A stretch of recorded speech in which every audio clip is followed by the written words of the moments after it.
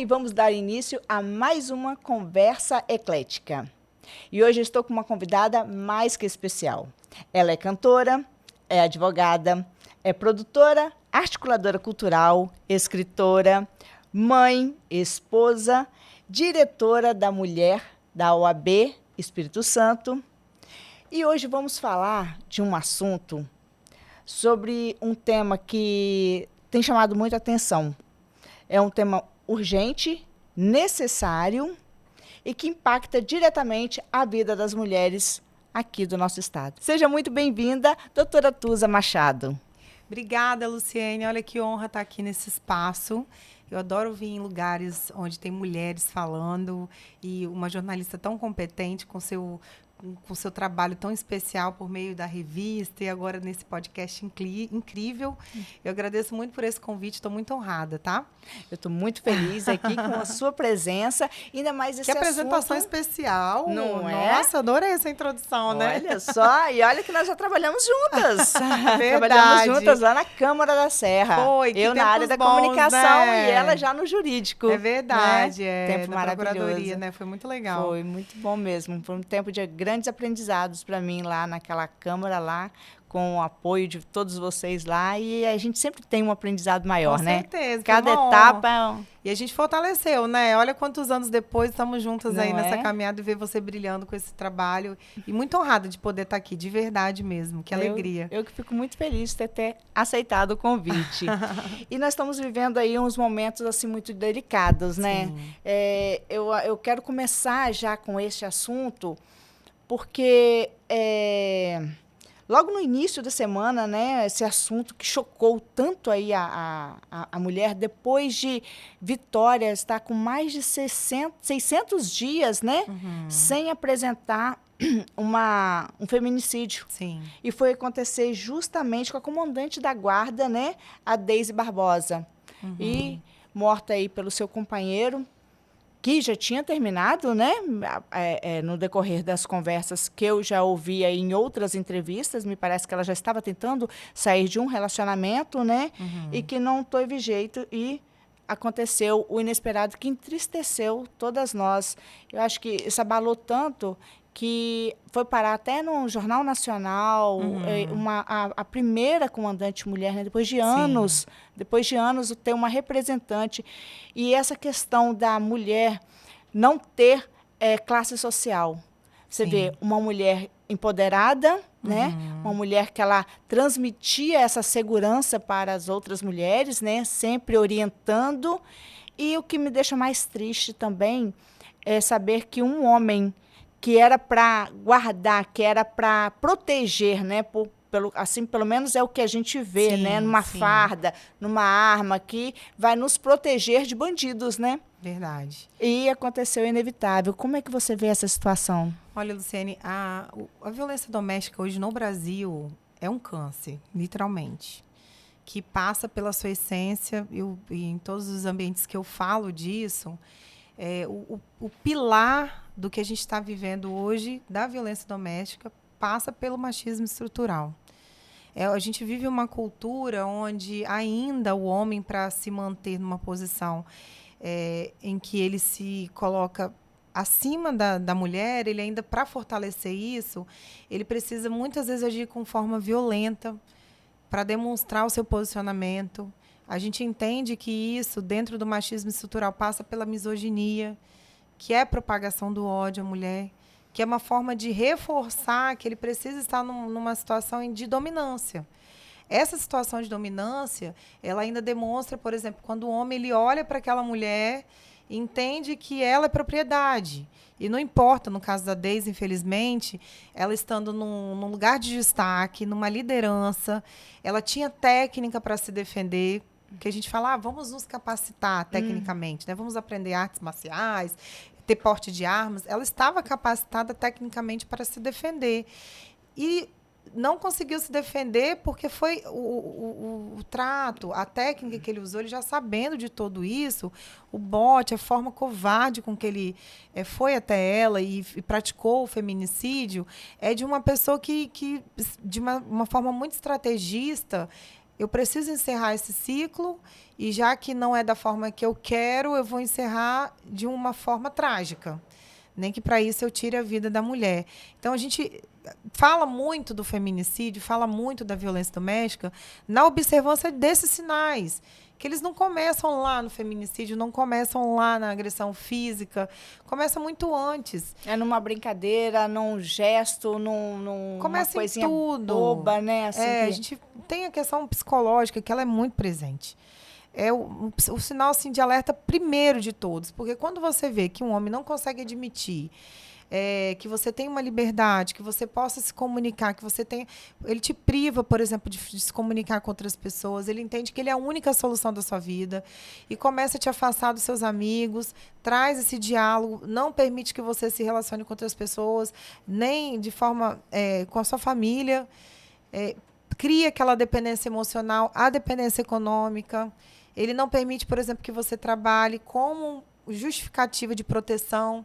Então, são todos esses sinais, Luciane, mas que a gente fala que eles vão antes, muito antes disso. Começam lá naquela criança. Eu falo porque eu sou mãe, você falou isso muito bem, eu tenho muito orgulho, porque uma das minhas funções, das nossas, né? Porque eu sei que você tem filhos maravilhosos, que conheço bem, e olha, são maravilhosos mesmo. Eu falo que a maternidade e paternidade é uma missão de desconstruir a sociedade do ódio. Porque quando eu levo meu filho para a escola, e lá em casa a gente trabalha muito o afeto, né? E meu filho, mesmo sendo homem, ele tem que ser afetivo, ele tem sentimentos, ele pode chorar, ele pode se expressar. E na nossa sociedade o homem não tem essa liberdade. Por uma questão cultural, o homem tem que, para mostrar a sua masculinidade, tem que odiar o que é o do feminino. Aí você vê as crianças, por exemplo, os meninos. Não encosta nisso. Aí já associaram cores, já associaram brinquedos. Não, você não pode, você tem que repelir isso. Não pode abraçar, não pode tocar, não pode se comunicar, porque senão você não mostra que você é homem suficiente para isso. Macho, né? Esse é o termo. Tem que ser macho desde pequenininho. Meu filho não brinca de casinha, meu filho não ser macho, não que tenha que brincar, mas não tem que odiar o que é estereotipizado, que a gente também nem sabe. Óbvio que um brinquedo de casinha, por exemplo, não tem que ser só de menina, porque o adulto ele tem que ser funcional, e não importa se é homem ou mulher. Então, assim, são tantas desconstruções, sabe, Luciane? E a violência doméstica, ela passa por todo esse debate. Quando a gente vê a necessidade de se manter ali num posicionamento de colocar a mulher em papel inferior e indo contra a maré, né? Porque, me desculpem todos, nós estamos ocupando os espaços. Vídeo aqui, olha, essa mulher incrível aqui com o seu podcast maravilhoso. Nós estamos ocupando espaço e é um caminho sem volta. Nós vamos estar nas lideranças, nós vamos estar nas governanças, nós vamos estar nas grandes empresas. É um caminho sem volta. Nos e a gente trabalha para companheiras, né? Sim. Companheiras de trabalho, companheiras de casa, companheira de tudo. Tem que aceitar ver a mulher como companheira e não como rivalidade, né? Exatamente. Porque é isso que eles estão vendo. Poxa, eu vou perder o meu posto por uma mulher? A mulher que vai ocupar o cargo... Não, mulher não vai poder ocupar isso daqui. Eles sempre têm essa rivalidade, né? É porque, historicamente, as mulheres, elas eram vistas para servir somente. Você vê que as funções... Até quando você pega os dados do empreendedorismo, eu tive a curiosidade de fazer isso. Porque, apesar de advogado, eu também trabalho com algumas vertentes. Eu tenho uma empresa também. E aí, quando você vai ver os dados de empreendedorismo, a maioria das mulheres estão ligadas a serviços de servir. De prestação de serviço, mas nunca efetivamente num cargo de gestão, Então, assim, a gente tem que olhar esses dados com um olhar mais clínico, um recorte mais específico. E agora, no meu lugar de fala, como mulher preta, isso se agrava muito mais. Porque quando a gente fala da violência doméstica, nós somos maioria. Apesar de ser um cenário que a gente já sabe que não é só para baixa renda, ou alta renda, ou mulheres pretas, ou mulheres brancas, é o próprio caso da Maria da Penha, né? Que dá nome da lei. Maria da Penha é uma mulher branca, letrada, tinha uma graduação, uma posição de destaque, era professora de uma graduação e viveu um terror de anos na sua vida, duas tentativas de feminicídio, e ao final do seu processo... o seu algoz, o seu pior agressor foi absolvido. E hoje ainda faz ataques para ela, né, pessoalmente. E hoje ele ainda fala que a culpa foi dela, que a Sim, culpa era dela. Mas é isso, né? o agressor ele transmite para a vítima essa culpa, além de né? a tentativa de com De arma, né? feminicídio, E outra com choque, né? Choque debaixo do chuveiro, choque. né?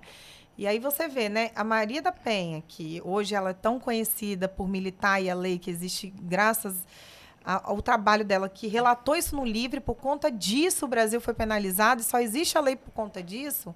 A gente vê que hoje a gente está debatendo uma lei de misoginia recente. Exato. Passou ontem, hoje, né? A Maria da Penha já supriria, mas a gente precisa, a legisladora, e ainda bem que a gente precisa ter mulheres. Mulheres, entrem no poder. Olha o olhar de uma legisladora para ver que, mesmo tendo a Lei Maria da Penha, mesmo tendo o Código Penal, tem que olhar para a misoginia. Porque ali é uma raiz do ódio, é onde começa a violência doméstica, onde começam todos os ataques. Olha a importância disso, sabe? E tem que ser falado isso também nas escolas, né? Tem que Sim. ser batido mais. O pessoal fala assim, ultimamente só fala nisso. Mas tem que ser falado. É um assunto que não tem fim, não tem como. Enquanto os homens perceberem que a mulher também tem vez, que a mulher também tem o seu... que tem inteligência igual a eles. Nós historicamente, nós demoramos um pouco mais a nos formar, nós demoramos a estudar, porque na época não podia estudar, tinha que ser dona de casa, tinha que ser do lar, tinha que ser mãe, né? Agora, o homem sempre foi mais à frente. Chegando agora, que nós estamos batendo de igual para igual, né? Porque ocupando, olha só, nós temos a presidente da OAB. Isso é histórico, Como advogada, eu tenho muito orgulho. Do Tribunal de Justiça. Sim. Né? Presidente da CAIS, né? Sim, que é essa maravilhosa também. Então, são assim, as mulheres que estão assim, cada vez mais tomando seu espaço e a gente tem que falar. Mas, Tuzi, eu estou achando assim que quanto mais a gente fala, parece que piora. Eu estou achando os homens muito agressivos, porque ele sabe que vai ter penalidade, ele sabe que vai ser preso, sabe que vai pagar por aquilo ali, que estão batendo muito nesse assunto, e toda semana você assiste o jornal, você assiste, vê noticiários, é raro uma semana que não tenha foi espancada em tal lugar, aconteceu isso, aconteceu aquilo. Parece que aumenta. São muitos observatórios. Eu, inclusive, faço parte. São vários observatórios, estudos para entender por que isso tudo acontece, né? O Luciane, infelizmente, assim, não tem uma fórmula para definir por que isso acontece, mas eu posso trazer alguns dos motivos aqui. Primeiro, passa pelo acolhimento da vítima. Essa vítima ela tem que, de fato, se sentir segura para denunciar. A gente sabe que, em alguns momentos, esse acolhimento não é tão maravilhoso assim como deveria ser. Existem várias formas de denunciar, inclusive eu quero reforçá-las aqui nesse momento. Você pode procurar uma delegacia especializada para que você consiga... Existem delegacias para esse tipo de denúncia. O próprio Ministério Público, Defensoria Pública, tem também a Secretaria de Políticas Públicas para as mulheres nos municípios, por exemplo, o município de Serra, que nós estamos aqui na Grande Vitória, né? O município de Vitória, todos eles têm essa política de... Vila Velha tem também. Você consegue ali formalizar, pedir apoio, conseguir que tenha... Esse acolhimento inicial. E sendo atendida pela própria mulher também, né? Elas estão sendo atendidas, porque antes era atendida... Não, pode, porque tem homens, tem homens e tem homens, né? Mas tem muitas mulheres que ainda se sentem constrangidas de contar o caso para um homem. Então, ela se sente mais. Mas nesse caso, tem também a mulher que pode se atender. Pode mas atender, não são né? todas as delegacias que têm mulheres, não são todos os espaços que tem essa preocupação de fazer o acolhimento. Muitas vezes essa vítima é revitimizada, porque ela tem que falar daquilo várias e várias vezes. Fala no depoimento, volta na audiência e volta naquela dor de novo. Então, esse, para mim, é um gargalo que a gente ainda tem. Temos leis maravilhosas e que são referências no Brasil e no mundo. Mas que ainda, para esse trabalho efetivamente da aplicabilidade, tem essas pendências a serem resolvidas. A outra questão é o avanço mesmo das mulheres. Que isso vem quebrar os... Está inibindo o homem? Não, eu acho que está quebrando paradigmas e causa, como a cultura, como a gente falou aqui no início, né, ainda é muito machista, é uma cultura muito de ódio.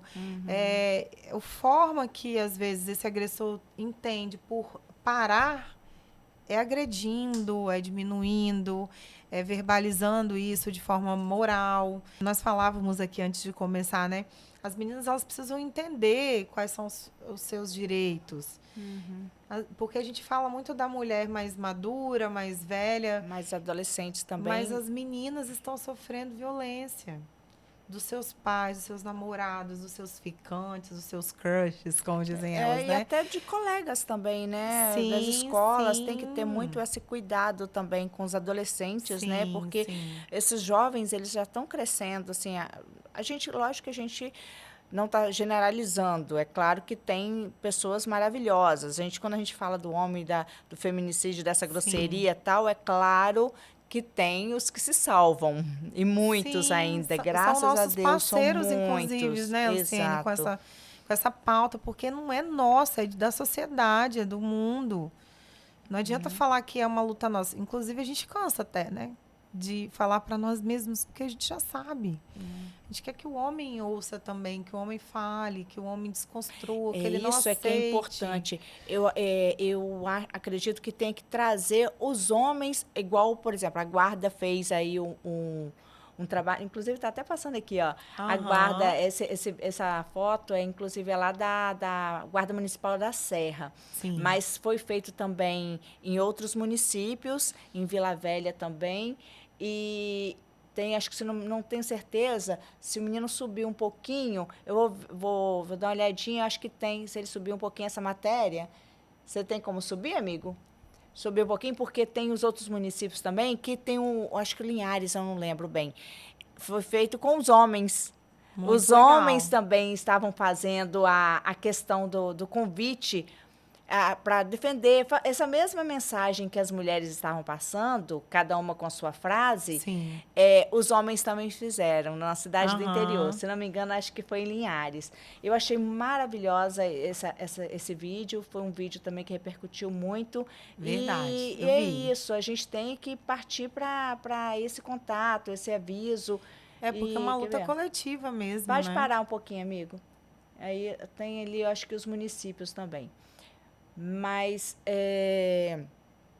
a gente tem que ensinar dentro de casa. Sim. Né? Tem que ensinar dentro de casa. Tem que ensinar dentro de casa, porque eu falo que eu tenho essa missão. Meu filho tem 5 anos e eu preciso ensinar ele como se portar, eu preciso ensiná-lo a ser um homem digno, mas também a respeitar, a não tocar, não ser invasivo, sem a permissão. Porque até as outras, a gente está falando aqui de violência doméstica, mas passa pela importunação sexual também. Porque, para nós, mulheres, a gente nasce já com a insegurança. Eu não sei se, por exemplo, eu vou entrar num coletivo e ali eu não vou ser importunada. Se eu vou para um barzinho sentar com minha amiga, igual nós estamos aqui, dialogando, conversando, confraternizando, sem ser importunada. Então, assim, é o tempo todo a gente tendo que se proteger. Eu não sei se eu vou andar na rua e não vai acontecer, não vou sofrer um estupro, por exemplo. Então, assim, a gente passa também pelos crimes sexuais e por todas as outras questões. E que se a gente não falar para os homens, e se os homens não comprarem essa bandeira junto conosco, Exato, isso é muito como importante. parceiros, e aí eu falo até para os homens, porque o feminismo, ele assusta às vezes, porque as pessoas mistificam muito o feminismo, né? Eu até brinco, às vezes, quando eu vou fazer uma palestra em algum ambiente que tem muitos homens, eu falo, o que vocês acham que é o feminismo? Aí uns falam, é deixar a axila crescer, é queimar sutiã. Aquela coisa bem estereotipizada mesmo, sabe? A mulher, ela pode ser delicada, gente. Mas tá tudo bem também, se quiser fazer. Também, exato. Foram formas de manifesto, mas o feminismo, ele passa pela construção de direitos e garantias das mulheres. E pensar que bem pouco tempo atrás, esses dias mesmo eu estava manipulando uma certidão de casamento com uma verbação de viuvez. Eu estou falando da década de 40, Lu. E aí, olha só, eu observei que os dois cônjuges usavam o mesmo CPF. Isso é muito comum. Gente, você sabe por quê? Porque a não... mulher não podia ter CPF, ela usava o CPF do esposo. Até bem pouco tempo atrás, a gente não podia ter conta bancária. A mulher ela só podia ter conta bancária se casada fosse e se o marido permitisse. Qualquer isso? movimentação era com autorização. Assim aconteceu com o voto, com a possibilidade de ingressar na universidade.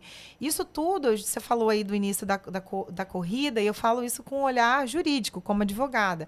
As leis foram feitas de forma muito retardada. Depois as mulheres tiveram essas garantias. O que os homens já vinham fazendo há muito tempo, nós tivemos a possibilidade.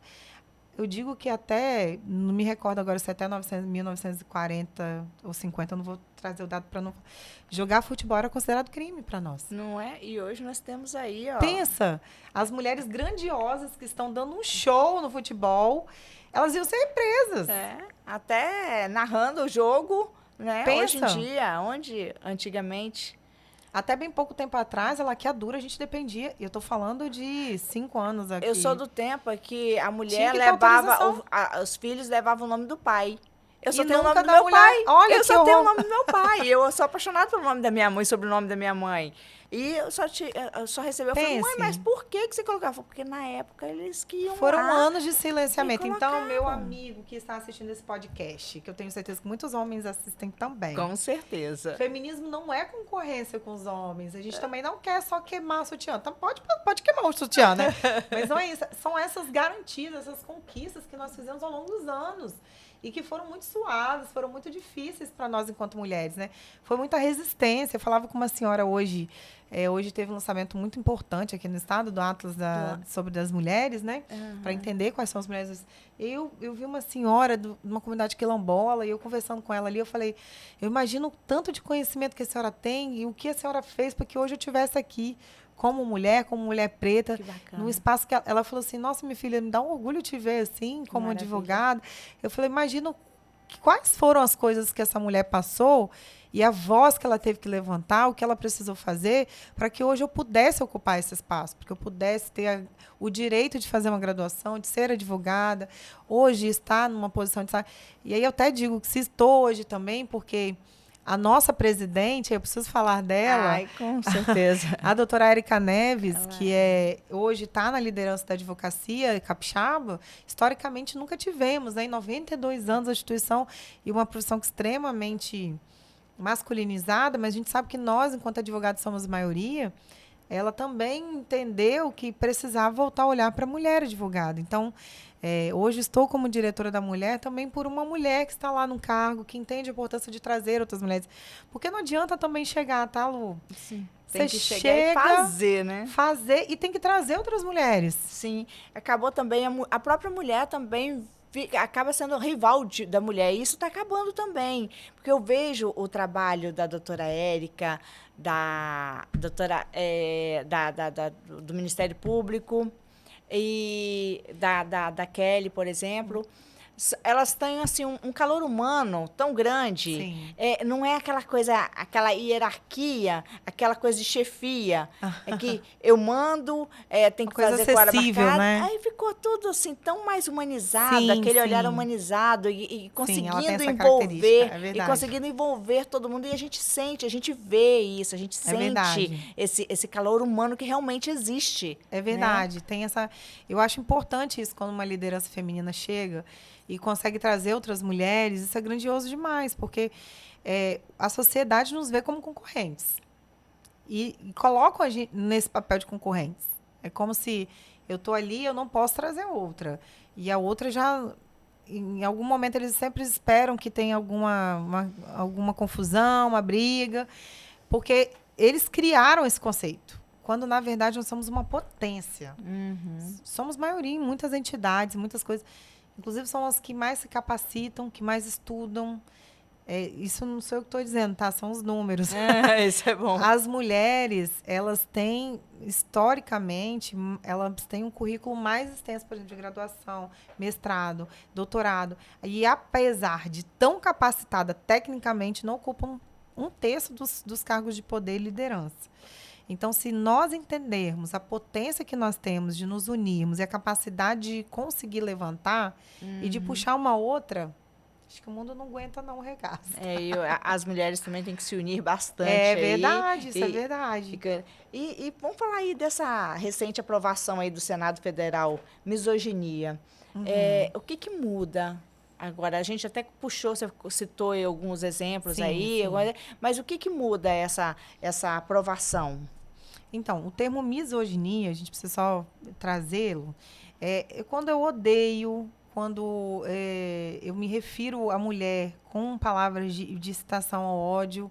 E isso pode ser, por exemplo, uma pessoa que está numa liderança política, num cargo de gestão, pela internet. Na Então, internet que tem muito, né? muitos casos de No misoginia, né? caso de internet, tem como saber pegar a pessoa, tem algum entrar em abrir processo? Então, Acontece isso? essa lei, ela não foi sancionada ainda, né? Ela passou pelo Senado, vai passar pela Câmara para depois para ser sancionada pela presidência. Tomara que dê tudo certo, porque a gente está aqui na torcida. É um reforço para a Lei Maria da Penha, né? Para todas as leis que nos protegem. Mas o mais interessante é que ela não foi uma lei criada à parte, ela foi integralizada com a lei que já trata do racismo, que é uma lei bem rigorosa, porque tem a questão da prescrição, de não poder ter uma fiança específica, né?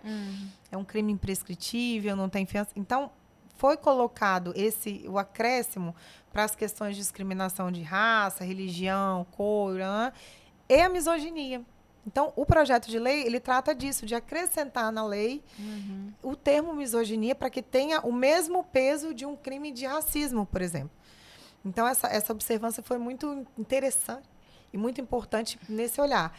Ainda não está aprovada plenamente, não entrou em vigor, mas só o fato da movimentação que aconteceu, ela já é de extrema importância. Como vai se dar? Você perguntou sobre a questão da internet. A gente não consegue ainda ver como seria. Vamos supor que a lei já estivesse em vigor. Tendo a prova feita ali, e a mulher, por exemplo, que passou por isso, ela pode, eventualmente, não só fazer provas de prints daquilo, pode formalizar um boletim de ocorrência. Hoje ela já consegue fazer isso, tá? Independente da lei. Que essa Inclusive, nós temos aqui também a delegacia de crimes eletrônicos, né? Isso. Ela pode ir lá, mas dependendo do teor, se for, por exemplo, um ex-namorado, um familiar, se for uma caracterização de violência doméstica, ela pode ir na delegacia especializada da mulher também para denunciar.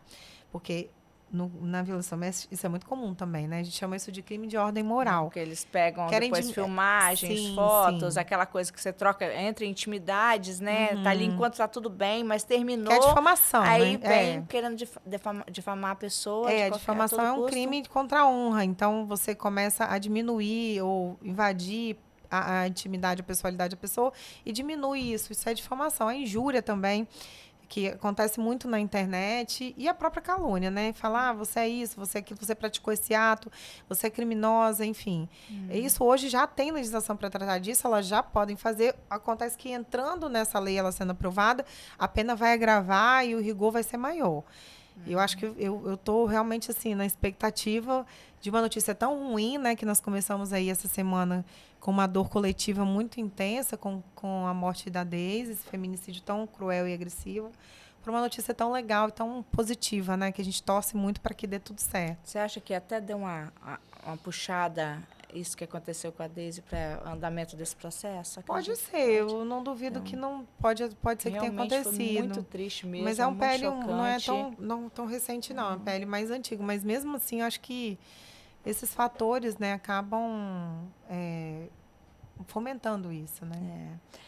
Então, nós falamos bastante e é um assunto que a gente ainda vai continuar falando por muitos e muitos anos, muitos e muitos tempos. Verdade. Todo santo dia a gente tem que falar. Mas vamos falar um pouquinho da Tusa cantora? Vamos falar. Vamos falar. Essa versão, né? Gente, eu acho tão bonita. Eu entro no Instagram dela, às vezes ela posta umas músicas de bossa nova. Adoro. Aquelas músicas. Eu falo assim, ai meu Deus, que delícia. Até mais que eu até deixo um comentário lá também. Ai, tá lá, ela tá filmando lá o esposo dela do outro lado lá, e aí ela bota pra eu ouvir lá. E eu fico só olhando aqui. Como é que nasceu isso? Quando você se descobriu que você tem esse dom de cantar? Canta na igreja, que eu sei que você frequenta eu também. amo cantar desde que eu me entendo por gente, né? Eu amo a música, é uma coisa... Eu sou apaixonada pela música brasileira, apaixonada pela música brasileira, de um nível, assim, hoje eu escuto muito vinil lá em casa, porque eu gosto de ver os detalhes, a ficha técnica, quem tocou. Eu tenho a sorte de poder ter crescido num lar onde se fala de samba, de música popular brasileira. Então, eu me sinto muito feliz e mergulhada, né, imersa, né, na música popular brasileira. Lógico que eu gosto de música internacional também, de soul, de black. Mas desde que eu me entendo por gente, eu canto. Mas comecei na igreja. Acho que todo cantor tem um pouquinho de começar em algum lugar religioso. Na igreja católica, eu fiquei muitos anos, a gente teve uma banda chamada Bem-aventurada, foram 10 anos cantando nessa banda, a gente rodou o Espírito Santo todo aí cantando, uma galera jovem, um beijo para os meus irmãos queridos, meus amigos do Bem-aventurada aí, que hoje cada um seguiu o seu rumo, cada um seguindo, mas depois disso, na época da faculdade, eu comecei a cantar em barzinho. Precisava de uma grana extra para manter, né? Foi aí que eu comecei a cantar e cantar na noite, cantei em barzinho, já fiz apresentações.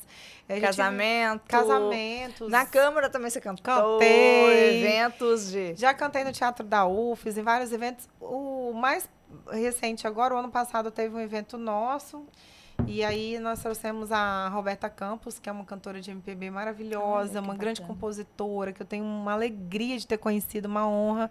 E ela me deu a grande honra de poder dividir o palco com ela e eu fiquei muito emocionada.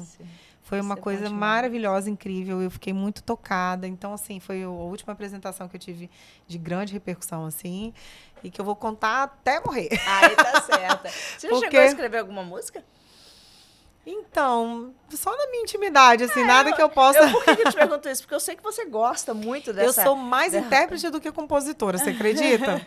Porque eu gosto muito de interpretar, mas tem os meus escritos íntimos ali que a gente tenta, mas é uma coisa que eu me cobro muito, assim, eu preciso compor mesmo, mas eu gosto muito. Se realizar por completo, né? Agora, você também é escritora, né? Você também Tô me aventurando aí. Na verdade, a literatura é uma das minhas paixões também, né? Quais são as paixões que eu não tenho nessa vida? E aí, sempre eu sempre tive a expectativa de lançar uma obra. E aí eu faço, não faço. E a gente sempre vai deixando alguns projetos para depois. E aí um coletivo de mulheres pretas, grandes advogadas queridas, escrevemos aí, somos todas Esperança Garcia. Esperança Garcia foi uma advogada preta que defendeu com um pedacinho de papel, ex-escravizada, e intercedeu para os seus irmãos escravizados, pedindo a liberdade deles.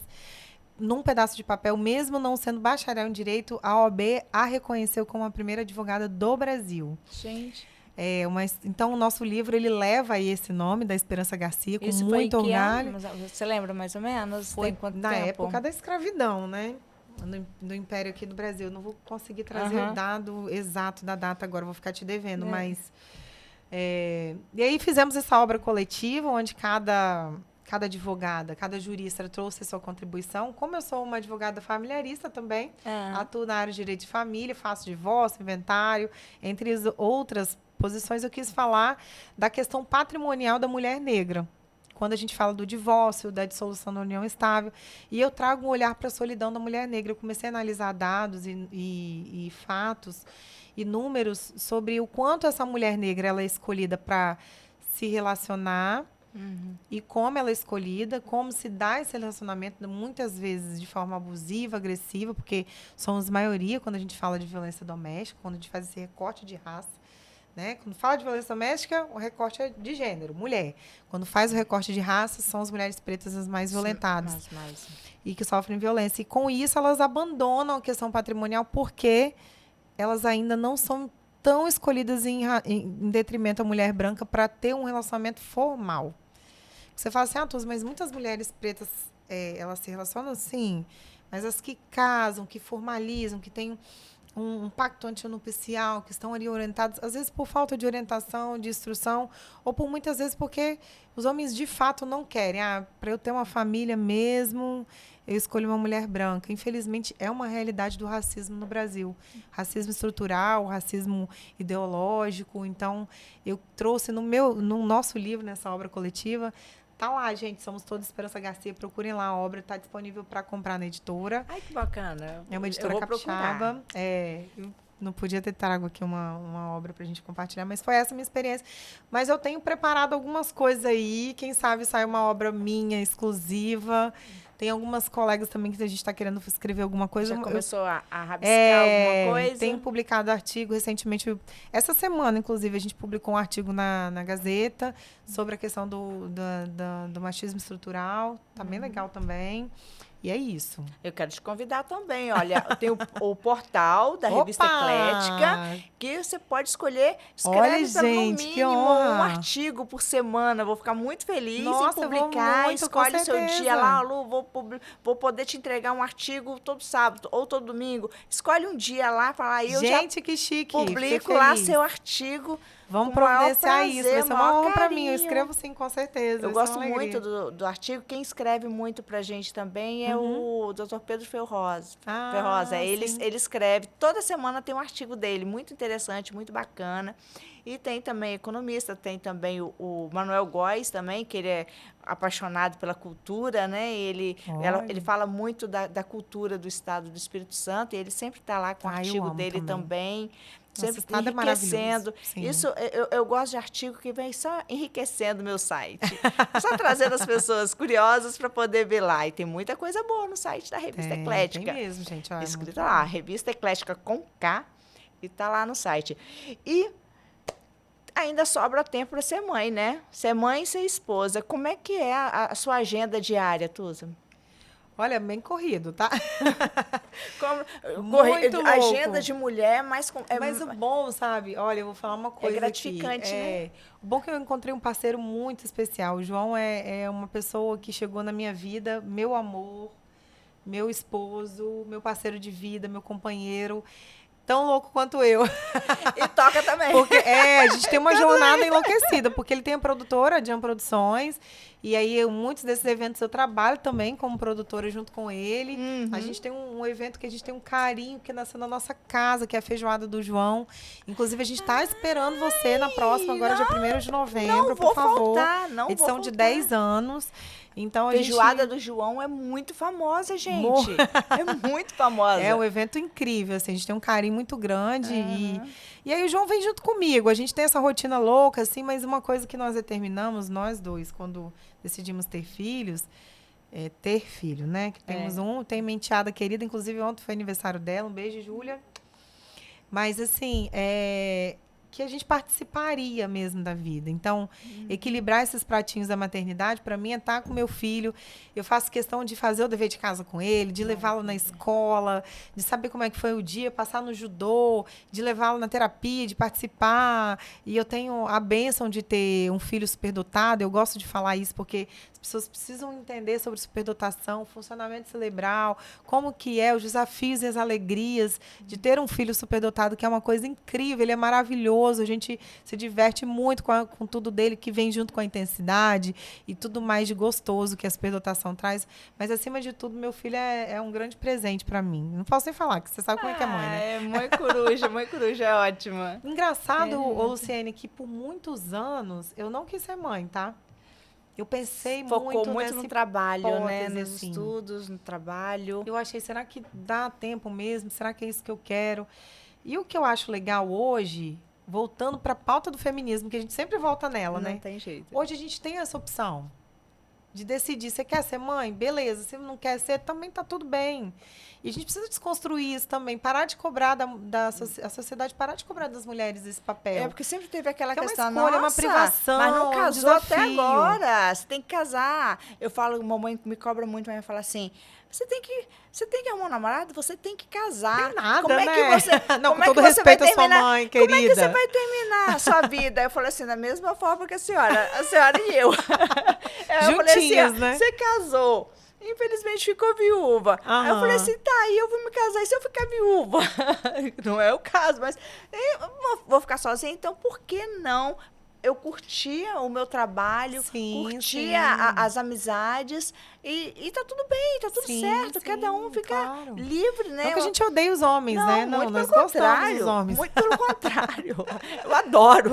Mas Mas é isso, Eu a não gosto vida dos homens hoje... escrotos e machistas Deus e me violentos. livre, Mas tem a gente muito não é inimigo homem dos bom homens não, ainda. tá, gente? Por favor. Muito pelo contrário. E queremos esses homens dos nossos Por lados, favor. chamando a É isso atenção, aí. ensinando. Ensinem, homens, ensinem os homens a como lidar Falem, com a mulher. né? É isso aí. Falem, entre eles. conversam. Num papo de botequim, no papo de uma reunião de Sim. trabalho. Se Quando incomode, você né? vê, se incomoda quando o homem passa um vídeo pornográfico, quando Sim. um homem vê uma colega de trabalho passando e comenta sobre ela. Sim. Os homens têm que chamar a atenção desses Aham, outros homens isso também, mesmo. para não ter esse meio, né? Aham. E é basicamente isso. Infelizmente, nosso tempo está Ai, passando. nossa, foi rápido, né? Nossa, Que é muito gostoso. rápido. Quando eu falo assim, gente, nós temos um tempão para a gente falar bastante. Mas passa assim, ó, muito rápido mesmo. A conversa foi boa, sinal que foi gostoso. E a gente precisa voltar a falar mais sobre esse assunto. E, Tuz, eu gostaria muito que você deixasse assim, uma mensagem bacana aí para as mulheres. Eu sei que a gente não está vivendo um momento muito bom. Para mim, essa semana está sendo uma semana de luto. Eu estou com o coração apertado ainda. Quando eu vejo, eu fiz a matéria, postei lá no site, fiz, assim, a gente faz a matéria um pouco distante, né? Porque a gente ouve aqui, ouve ali, e a gente vai atrás de umas fontes que conhece a pessoa, que conheceu a pessoa, que entendeu um pouquinho como que era a vida dela, mas às vezes pode faltar um pouco do que realmente aconteceu, né? Mas só pelo fato brusco, aquele fato bruto mesmo, do cara entrar na casa, pegar num momento indefeso, né? De que ela estava dormindo, né? Aquela coisa toda, chamando... E o pai também, pelo fato, como ele contou, narrou toda a história, que uma vez ele já tirou ela também, que ele estava apertando o pescoço dela, né? Ele tirou. Então, eu estou me sentindo realmente, essa semana eu estou me sentindo de luto. Sim, que dói. Toda vez quando a gente vê, quando eu estava escrevendo a matéria dela, sabe? Aquilo me cortava muito, me doía muito. A gente vê todos, mas vocês estão acostumados. Sempre tem uma mulher, sempre tem um não sei o quê, tal, por que não larga? Não tem como, gente. Essas coisas não estão escrito. Você conheceu uma pessoa, você convive com aquela pessoa, e você tem que prestar muita atenção, não tem jeito. Mas eu quero que você finalize, porque às vezes eu fico tão amargurada com esse assunto que eu quero externar isso, eu quero falar, porque tipo assim, dá vontade de sacudir a pessoa, porque dói muito. Dói. Mas a mensagem que eu deixo, assim, Luciane, diante de tudo isso, é para você, mulher que está assistindo esse podcast, você, homem.